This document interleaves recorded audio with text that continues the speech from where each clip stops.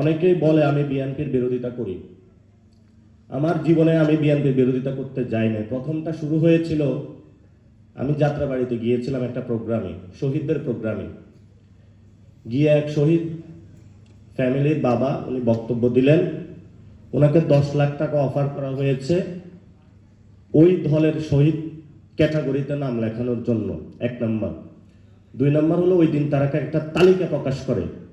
তারা বলে যে বিএনপির হলো 447 জন বা 547 জন, এরকম একটা তালিকা প্রকাশ করে যে আমাদের দলীয় শহীদ হলো এতজন।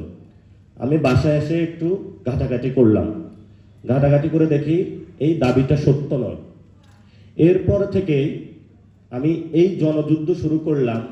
যারা বাংলাদেশের শহীদদেরকে দলীয় বানাইতে চায় তারা বাংলাদেশের শহীদদেরকে ধারণ করবেও না, আর জুলাই সনদকেও ধারণ করবে না। তাদের নামে এখনই যুদ্ধ শুরু হয়ে গেল।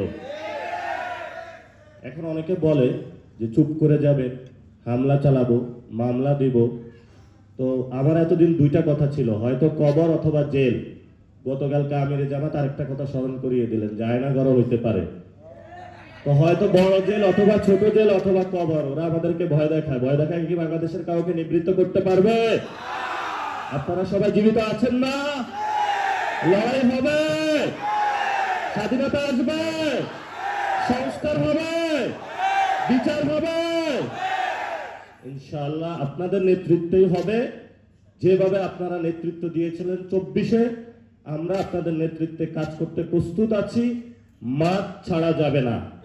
জুলাই সনদ বাংলাদেশে হবে, গণভোটের রায় বাস্তবায়ন হবে, বিচার হবে, তারপরে আমরা বাসায় যাব। এর আগে 1 সেকেন্ডের জন্য আমরা বাসায় যাব না ইনশাআল্লাহ। রাজপথে সেই লড়াইয়ের প্রস্তুতি নিন। আর এখানে লেখা আছে আলিফের চোখ ফিরিয়ে দে, ফেরত দিতে পারবে? কোথায় থেকে দিবে? নিজের তো চোখ নাই। চোখ থাকলে কি আলিফের সেই মায়া কান্নাটা দেখতো না? আলিফকে হসপিটালে দেখতে যাইতো না? আলিফের চিকিৎসার ব্যবস্থা করতো না? করেছে? যার চোখ থাকে সে অন্যকে চোখ দিতে পারে। আমরা সরকারকে বলবো আলিফের চোখ ফেরত দিন।